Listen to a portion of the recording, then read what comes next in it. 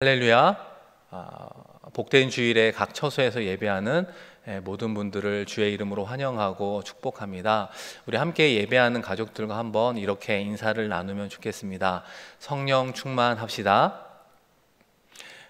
성령 충만한 모든 가족 공동체 되기를 주님의 이름으로 축복합니다. 할렐루야. 오늘은 오순절 성령 강림 주일입니다. 부활 이후 50일이 되는 그 오순절에 공식적으로 성령이 이 땅 가운데 임하신 사건을 기념하는 절기라고 말할 수 있습니다. 그런 면에서 오순절에 임했다라고 하는 것을 생각해 보면 오순절은 이스라엘의 3대 절기 중에 하나라고 하는 것을 여러분 반드시 생각해야 되는 것입니다. 이 세 가지의 절기가 있는데 하나는 유월절, 오순절, 그리고 장막절이라고 합니다. 여러분, 유월절은 무엇입니까? 이스라엘 백성들이 애굽에서의 종살이를 마감하고 출애굽했던 구원받은 하나님의 은혜를 감사하는 절기다, 이렇게 이야기할 수 있고요. 오순절은 그 이후 50일이 지나서 뿌렸던 씨앗의 첫 열매를 거둔 것을 감사하는 절기라고 말할 수 있습니다. 여러분, 그렇다면 이 장막절은 무엇이겠습니까? 우리가 초막절, 수장절이라고도 표현하는데요. 이스라엘 백성들이 40년 동안 광야에서 생활하면서 낮에는 구름 기둥으로, 밤에는 불 기둥으로 지키시고 선하게 인도해 주신 하나님의 인도에 감사하는 절기가 바로 장막절이라고 말할 수 있습니다. 이런 3대 절기와 예수님의 행보를 연관지어 생각해 본다면 예수님이 6월절에 어린 양의 역할을 감당하셨죠. 그 피로 인류를 구원케 하는 그 길이 열리게 되었습니다. 그로부터 50일이 지난 오순절에 성령이 임했어요. 그 첫 열매가 성령의 임한 사건이다, 이렇게 이야기할 수 있고요. 그렇다면 다시 오실 재림의 주님은 어떤 절기와 관련이 있을까요? 장막절과 연관지어 생각해 볼 수 있다, 이렇게 이야기할 수 있습니다. 오늘은 오순절에 임한 성령 강림 사건에 대한 이야기를 하려고 합니다. 성령 하나님께서 이 땅 가운데 오셨다, 그리고 첫 열매를 이야기한다라고 하는 이 부분을 연관지어 본다면 예수님의 부활 승천 이후에 맺어진 첫 열매가 무엇입니까? 그것이 바로 그리스도의 교회, 초대교회, 교회 공동체의 시작이다, 이렇게 이야기할 수 있습니다. 그런 면에서 오늘 말씀에 등장하는 사도 바울은 이방인의 사도였습니다. 이방인들에게 복음을 전해 교회 공동체를 세워갔던 하나님 나라의 일꾼이지 않습니까? 그런 일꾼이 될 수 있도록 도와줬던 핵심적인 인물이 성령의 사람 아나니아라고 이야기할 수 있는 것이죠. 성령의 사람 아나니아를 통해 사울이 어떻게 바울이 되고 핍박자에서 어떻게 복음 증거자가 될 수 있었는가, 그 아나니아에 대한 인물의 이야기를 오늘 함께 생각해 보려고 합니다. 그 과정에서 큰 도움을 주었던 성령의 사람 아나니아는 어떤 사람인가? 크게 세 가지로 한번 요약해 볼 수 있는데요. 첫 번째는 아나니아는 주님의 제자였습니다. 10절 말씀에 보면 아나니아라 하는 다메섹에 있는 제자라고 하는 표현이 나오게 됩니다. 여러분, 이 사도행전을 읽다 보면은 이 제자, 사도 혹은 성도라고 하는 표현들이 나오게 돼요. 우리가 먼저 이 용어들을 정리해 볼 필요가 있는데요. 이 사복음서에 보면 예수의 제자, 특별히 12제자들이 언급되지 않습니까? 그들의 특징이 무엇이었냐면 예수님과 직접 생활하면서 직접 훈련을 받았던, 예수님과 함께 동거동락했던 12제자들을 이야기하는 것이죠. 그런 제자들이 사도행전으로 넘어오면 어떻게 표현이 바뀌냐면 사도들, 이렇게 표현이 됩니다. 그래서 사도행전을 읽을 때 사도라는 표현이 나오면 복음서에 나오는 그 제자들을 이야기하는구나, 이렇게 생각을 하면 됩니다. 그런데 오늘 아나니아도 역시 제자라고 표현하는 이 사도행전의 제자는 어떤 특징이 있습니까? 예수님의 부활 승천 이후에 복음을 받아들이고 예수님을 따르는, 그래서 신앙의 훈련을 받고 그런 삶을 살아가기 위해서 신앙적으로 매진하는 그런 사람들을 이제 제자라고 새롭게 표현하기 시작을 했습니다.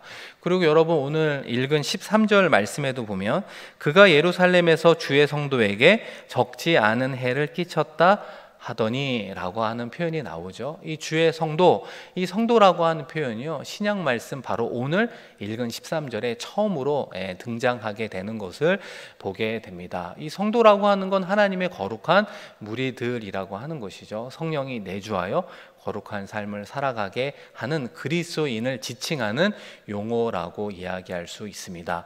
그런 의미에서 목사로 살아가는 저도 성도고, 교회 안에 다양한 직분자도 성도라고 이야기할 수 있죠. 가장 아름다운 그리스도인의 이름이 성도라고 표현해 볼 수 있습니다. 어쨌든 사도행전에 등장하는 사도, 제자 혹은 성도의 신앙의 출발점은 어떻게 되어야 하겠습니까? 오늘 말씀에 등장하는 성령의 사람 아나니아가 그 신앙의 가장 중요한 출발을 이렇게 보여주고 있습니다. 우리 10절 말씀을 한번 화면을 보면서 같이 읽어보겠습니다. 그때 다메섹에 아나니아라 하는 제자가 있더니 주께서 환상 중에 불러 이르시되 아나니아야 하시거늘 대답하되 주여 내가 여기 있나이다 하니, 주님께서 아나니아를 부르셨습니다. 아나니아야, 이렇게 부르실 때 아나니아가 어떻게 대답을 했습니까? 주님, 제가 여기에 있습니다 라고 표현을 하고 있습니다. 이 표현 속에는 주님의 부르심 앞에 순종할 준비가 되어 있습니다 라고 하는 의미가 내포되어 있었을 것입니다. 저는 이 말씀을 읽고 묵상하면서 이 아나니아의 대답이 참 마음에 많이 와 닿았습니다.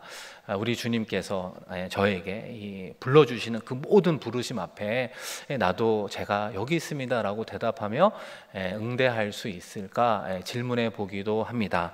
우리는 하나님의 이런 소명, 이 부르심 앞에 그 음성을 들을 때 우리는 이것저것을 재려고 하는 경향이 있지 않습니까? 그 부르심에 응답하는 것이 나에게 유익한 것인지, 나에게 유익한 것이 아닌 것인지, 그 부르심 앞에 순종하는 것이 내 이름과 얼굴을 낼 수 있는 것인지 아닌지, 우리는 다양한 생각 속에서 때로는 주저할 때가 있지 않습니까? 사랑하는 성도 여러분, 여러분은 하나님의 그 부르심 앞에 어떻게 대답을 하겠습니까? 이 구약 말씀에 보면 유명한 선지자 이사야가 등장하게 됩니다. 하나님의 음성 앞에 이사야가 어떻게 대답을 합니까? 내가 누구를 보내며 누가 우리를 위하여 갈고, 이런 음성을 듣게 되었을 때 이사야가 역시 주여 내가 여기 있습니다 이렇게 반응하는 것을 보게 됩니다. 그런데 이사야는 그런 반응으로만 그친 것이 아니라 그 다음에 어떤 표현이 나오죠? 나를 보내소서. 아멘. 그렇게 응답하고 있는 모습을 보게 되는 것입니다. 그러므로 우리 모두는요, 하나님의 소명이 나에게 이익이 되는지 되지 않는지 그 여부를 떠나 그 소명이 하나님의 음성이고 그것이 확실하다고 한다면 주님 제가 여기 있습니다. 그리고 더 나아가 나를 보내주소서라고 대답하며 나아가는 우리 모두가 되기를 소망합니다. 그렇다면 하나님은 왜 우리 한 사람 한 사람을 부르실까라는 질문을 하게 됩니다. 그것은 기본적으로 하나님이요, 사람을 통해 일하시기 때문에 그렇습니다. 하나님은 하나님의 나라를 세워가는 그 일을 하나님 스스로, 하나님 홀로 하실 수 있음에도 불구하고 결단코 혼자 일하지 않으신다는 거예요. 하나님의 사람을 통해 일하기를 너무나 기뻐하십니다. 그래서 하나님은 늘 필요한 그 한 사람을 찾고 있는 것입니다. 그런데 그 한 사람을 오늘 본문 말씀에서 어디에서 찾고 있습니까? 물론 사울을 만나주시고 불러주시는 그 장면이 다메섹을 걸어가는 그 도상, 또 부활의 주님을 만나는 그 장소와 방식은 너무나 특별했지만 아나니아의 입장에서 생각해 본다면 우리가 살아가고 있는 삶의 자리에서 준비된 한 사람을 찾고 있구나라고 하는 것을 보아야 하는 것입니다. 다시 말해 우리의 삶의 자리가 곧 주님께서 정하신 사역의 자리이구나라고 하는 것을 일치시켜야 된다는 것입니다. 아나니아는 사울을 위해 하나님께서 다메섹에 예비해 둔 하나님의 일꾼이었습니다. 그런 의미에서 다메섹은 아나니아 입장에서 생활하는 일상의 자리이고 동시에 주님의 사역의 자리였다라고 하는 것을 우리에게 보여준다는 것입니다. 사랑하는 성도 여러분, 싱가포르 한인교회 올해의 표어가 무엇입니까? 선교하는 교회를 넘어 선교적 교회로 라고 하는 표현을 가지고 한 해를 시작했습니다. 이 선교적 교회라는 게 무엇인가? 그 정의를 함께 나누면서 특별히 사도행전 1장 8절 말씀에 나오는 땅끝까지 이르러 내 증인이 되리라. 이 땅끝이 어디인가 정의를 새롭게 해본 적이 있지요. 머나먼 저 어떤 나라를 나의 땅끝으로 여기는 것이 아니라 내가 살아가는 일상의 자리가 나의 땅끝, 나의 선교지라고 여겨야 된다고 말씀을 드렸습니다. 더 나아가 그 일상의 자리에서 하나님 우리를 선교사로 불러주셨다라고 하는 것을 기억해야 된다라는 말씀을 드린 적이 있습니다. 사랑하는 성도 여러분, 내가 머물고 있는 이 자리가 선교지고요, 바로 이곳에 하나님께서 우리를 선교사로 불러주셨다면 여기서의 생활 가운데 부족한 것이 무엇이 있을까? 아쉬울 것이 또 무엇이 있겠습니까? 저는 그렇게 생각합니다. 모든 것이 감사하고 정말 감사할 뿐입니다. 그러므로 여기가 어딘가, 내가 누군가라고 하는 그 신앙의 정체성을 확립할 때 비로소 우리는 이곳에서 행복한 신앙생활을 할 수 있음을 기억하는 우리가 되었으면 좋겠습니다. 이 두 번째로, 이 사울과 아나니아의 만남이 이루어지는 그 과정에서 말이죠, 이 아나니아를 통해 성령의 역사가 어떻게 이루어지는가 우리에게 교훈하고 있습니다. 오늘 말씀을 보면 기도하는 가운데 성도들을 서로 교통케 하는 성령의 역사가 일어나고 있음을 우리에게 말씀하고 있어요. 특별히 12절 말씀인데요, 우리 한 번 더 크게 읽어볼까요?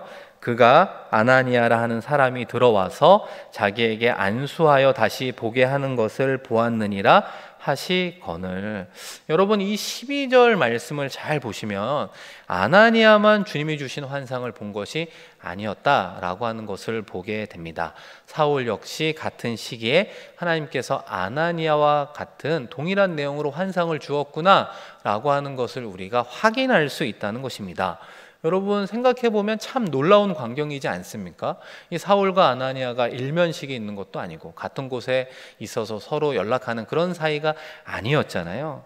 그렇죠. 그럼에도 불구하고 미래의 모습을 환상 가운데 보았다라고 하는 것입니다.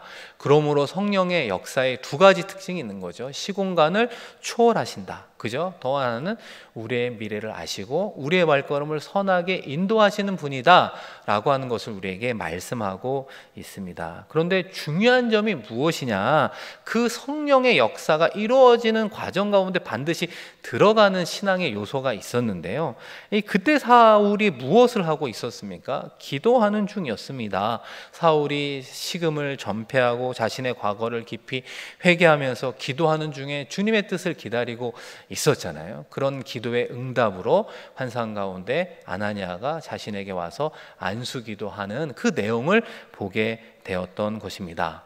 그래서 우리가 이 사도행전을 흔히 성령행전이라고 표현합니다. 앞서 말씀드린 오순절 성령 강림 사건 이후에 초대교회가 어떻게 왕성하게 복음을 전하고 이 하나님의 나라를 확장하며 세워가게 됩니까? 이 성령의 역사가 일어나는 사건들을 통해서 이루어지게 된다는 것이죠.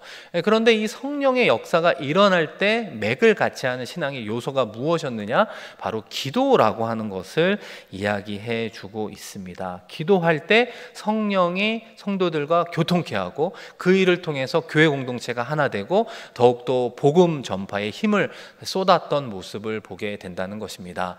여러분, 이어지는 사도행전 10장으로 한번 넘어가 보시면 이방인의 백부장 고넬료와 사도 베드로가 만나게 되는 장면을 기록하고 있습니다. 그런데 이 두 사람이 어떻게 만났느냐? 만나기 전에 기도하는 가운데 그 두 사람 모두 환상을 보게 되었던 것입니다. 그러면서 성령께서 두 사람이 만나게 하는 장면이 사도행전 10장에 이어지게 된다는 것이죠. 그래서 사도 베드로가 고넬료를 찾아가서 복음을 전하게 되고 그를 비롯한 가족들에게 기도할 때 성령이 임하는 놀라운 사건을 경험하게 된다는 것입니다. 그래서 사도행전 11장으로 넘어가 보면 이방인들에게도 복음이 전파되고 성령이 임한 것을 보게 되었습니다라고 예루살렘 교회에 보고하고 있지 않습니까? 사랑하는 성도 여러분, 성령의 역사라고 하는 것은 기도하는 가운데 이루어지는구나, 기도하는 성도들을 서로 연결시켜 주면서 교회 공동체를 하나 되게 만들어가고 있구나 라고 하는 기도의 중요성을 우리가 반드시 기억해야 되는 것입니다. 우리가 성도 간에 기도의 제목을 나누고 함께 마음을 모아 기도하지 않습니까? 한 마음으로. 그리고 함께 기도의 제목을 나눕니다. 특별히 중요한 기도의 제목일수록 그런 면에서 중보 기도자들과 함께 공유하며 기도해야 되는 이유가 바로 여기에 있습니다. 많은 사람들과 기도한 것이 내가 원하는 대로만 응답된다, 그런 이야기를 하는 것이 아니라 여러 사람들과 함께 기도할 때 성령이 기도하는 자들에게 한 마음을 주신다는 겁니다. 성령의 뜻을 알게 하고 성령의 인도하심이 어떻다라고 하는 것을 깨닫게 되었을 때 성령을 통해서 교회 공동체가 하나 되어 가는 모습을 보게 되는 것이죠. 그런 의미에서 한 사람의 성령 충만도 중요하지만 교회 공동체 모든 사람들이 성령 충만해야 되는 이유가 바로 여기에 있음을 보게 됩니다. 사랑하는 성도 여러분, 이 서킷 브레이커가 6월 1일로 끝나고 화요일부터는 교회가 또 오픈하면서 개인적으로 기도할 수 있는 부분들이 허용되어 갑니다. 교회 전에 나와 기도하는 많은 분들이 있었으면 좋겠습니다. 기도할 때 하나님의 뜻을 온전히 알고 순종할 때 아름다운 신앙의 공동체를 이루어가는 줄로 믿습니다. 할렐루야. 이런 맥락에서 성령 하나님은 아나니아를 통해 직가라고 하는 곳에 가서 기도하는 사울을 만나라, 이렇게 이제 말씀하게 됩니다. 그 과정에서 아나니아가 제자로서 우리에게 마지막 보여주는 신앙의 교훈이 무엇입니까? 바로 아나니아의 온전한 순종이라고 이야기할 수 있습니다. 여러분 17절 말씀에 그 부분이 나와 있는데요, 우리 화면을 보면서 한번 같이 읽어보겠습니다. 아나니아가 떠나 그 집에 들어가서 그에게 안수하여 이르되, 형제 사울아, 주 곧 내가 오는 길에서 나타나셨던 예수께서 나를 보내어 너로 다시 보게 하시고 성령으로 충만하게 하신다 하니. 이 아나니아의 순종이 우리가 이렇게 좀 겉으로 보게 되면 참 쉬워 보인다, 이렇게 이야기할 수 있지만 순종만큼 쉽지 않은 신앙의 어떤 부분이 없습니다. 우리도 알다시피 순종은 참 어렵다라는 생각을 하게 됩니다. 오늘 본문 말씀에서도 아나니아는 소문으로 이 사울이 어떠한 사람이라는 것을 알 수 있습니다. 예루살렘의 핍박으로 인해서 그리스도인들이 다 도망가게 되었잖아요. 그리고 그 무리들이 다메섹에 살고 있었습니다. 그래서 이 사울이라고 하는 사람이 대제사장들로부터 다메섹에 있는 그리스도인들을 잡을 수 있는 권한을 가지고 오게 되었다, 이런 이야기들을 듣게 되었던 것입니다. 그러니까 그리스도인들을 닥치는 대로 오게 가두고 직접 죽이는데 앞장섰던 대표적인 인물이 바로 사울이었던 것입니다. 그 소문을 다 들었단 말이죠. 그런데 그 사울을 만나러 가라고 이야기하는 그 주님의 그 음성이 들렸을 때 아나니아 입장에서도 순종하는 것이 참 어려웠을 겁니다. 내가 혹시 해코지를 당하는 것은 아닐까라고 하는 인간적인 두려움으로부터 왜 그 사람을 굳이 하나님께서는 나의 그릇이라고 이야기하는가 이해할 수 없는 의아함, 이런 부분들이 혼재되어 있는 상황이었습니다. 그럼에도 불구하고 아나니아가 순종하며 직가로 향하는 모습을 보게 된다는 것입니다. 사랑하는 성도 여러분, 신앙생활하면서 가장 어려운 것이 무엇인가라고 생각해 본다면 내가 꺼리는 사람과 화해하고 또 친밀한 교제를 나누는 그 관계의 회복, 어떻게 보면 용서라고 이야기할 수 있습니다. 외국에서 오랫동안 생활하면 어떤 현상이 생기는가, 이 나하고 통하는 사람, 그래서 나의 속내를 다 털어놓을 수 있는 사람들과의 그 만남의 횟수, 이 사람들의 풀이 상당히 적어질 수밖에 없습니다. 한국과 비교해 보면 말이죠. 그리고 그런 사람들과의 관계가 지속되기가 어려운 구조라고 이야기를 할 수 있어요. 그러다 보니까 외국에서 오랫동안 생활하다 보면 공통적으로 어떤 이야기를 말하냐면 외롭다, 이런 이야기를 하고 또 그런 터놓고 이야기할 수 있는 사람이 없어서 쓸쓸하고 힘들다, 이런 이야기를 하는 경우를 보게 된다는 것입니다.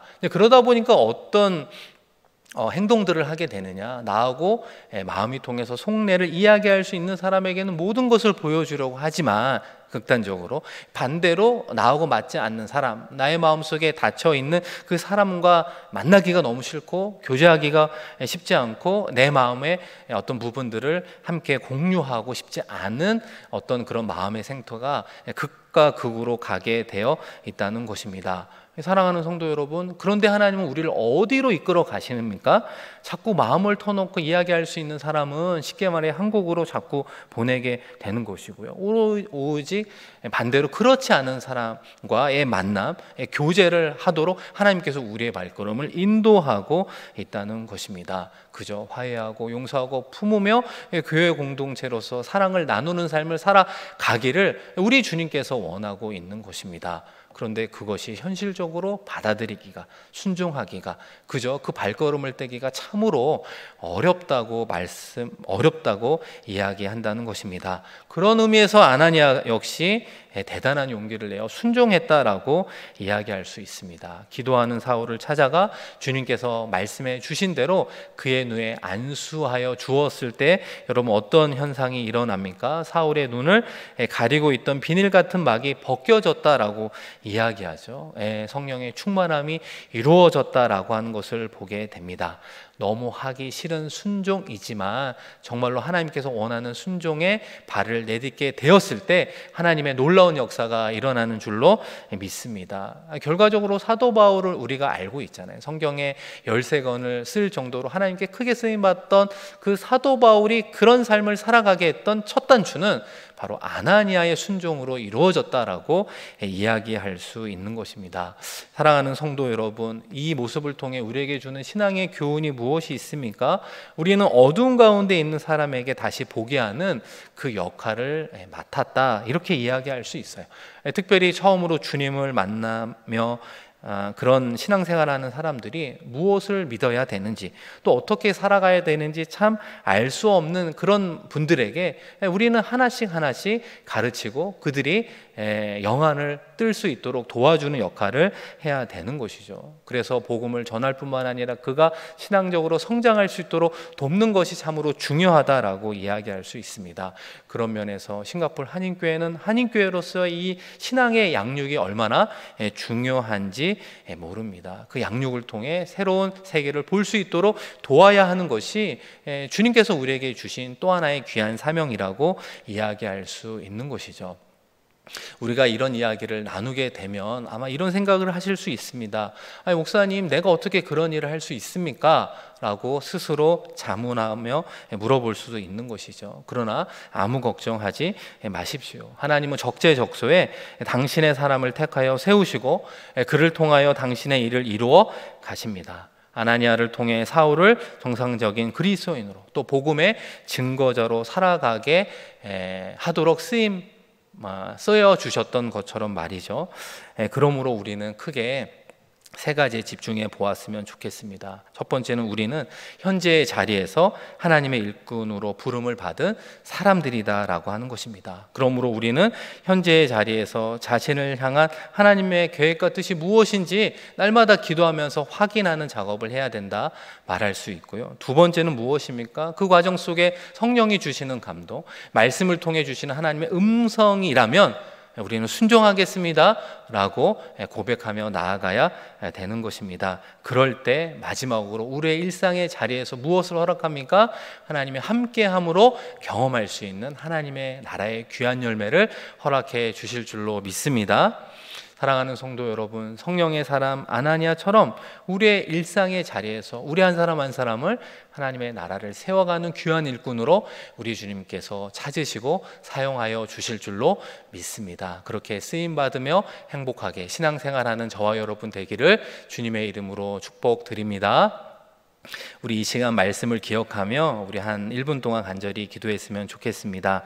세 가지의 기도의 제목이 있는데요. 주님의 부르심 앞에 주님, 내가 여기 있습니다, 순종하며 나아가는 우리가 될 수 있도록. 두 번째는 기도하면서 성령의 인도함을 경험하는 자가 되게 하여 주옵소서. 교회 공동체로 하나 되게 하여 주옵소서. 마지막으로 순종으로 하나님의 나라를 일상에서 경험하고 열매를 맺는 삶을 살게 하여 주옵소서. 우리 작은 목소리이지만 간절하게 말씀을 기억하며 하나님께 기도하며 나아가겠습니다. 하나님 아버지, 오늘도 복된 주일을 허락하시고 하나님께 예배하는 예배자로 서게 하시니 고맙고 감사합니다. 코로나19로 우리의 일상이 정말로 예상하지 못한 흐름으로 흘러가고 있는 이 상황 가운데에서도 오직 우리의 창조자 되시는 하나님만을 붙들며 나아가게 하여 주시옵소서. 성령의 사람 아나니아처럼 주님의 부르심 앞에 주여 내가 여기 있습니다 고백하게 하여 주시옵소서. 특별히 기도할 때마다 성령이 역사합니다. 성령의 성도의 교제케 하고 교통케 하는 역사를 통해 교회 공동체가 하나 되게 함을 믿게 하여 주시옵소서. 기도의 자리에 나올 수 있는 우리 모두가 되기를 소망합니다. 아버지 하나님, 순종할 때 하나님 나라의 열매를 맺을 수 있음을 깨달으며 나아가는 우리 모두가 되게 하여 주시옵소서. 하나님 아버지, 오늘도 복된 주일을 허락하시고 하나님을 각 처소에서 예배하는 예배자로 세워주시니 고맙고 감사합니다. 코로나19로 정말 예상하지 못한 일상의 삶이 계속해서 이루어지고 있습니다. 아버지 하나님, 그 가운데서도 하나님만을 붙들며 나아갈 수 있는 큰 믿음을 우리 모두에게 허락하여 주시옵소서. 우리의 일상의 자리가 선교지요, 우리 한 사람 한 사람을 선교사로 불러주셨음을 고백하며 나아가는 우리 모두가 되게 하여 주옵소서. 우리가 엎드려 기도할 때 성령이 움직이십니다. 성령의 역사가 이루어지는 줄로 믿습니다. 싱가포르 한인교회 공동체 모든 이들이 기도함으로 성령의 역사를 경험함으로 하나 되게 하여 주시옵소서. 성령의 사람 아나니아처럼 순종하며 나아갈 때 일상의 자리에서 예배하신 하나님의 귀한 열매를 경험하며 모든 영광을 하나님께 올려드리는 복된 삶을 살아가게 하여 주옵소서. 감사드리며 귀하신 예수 그리스도의 이름으로 축복하며 기도합니다. 아멘.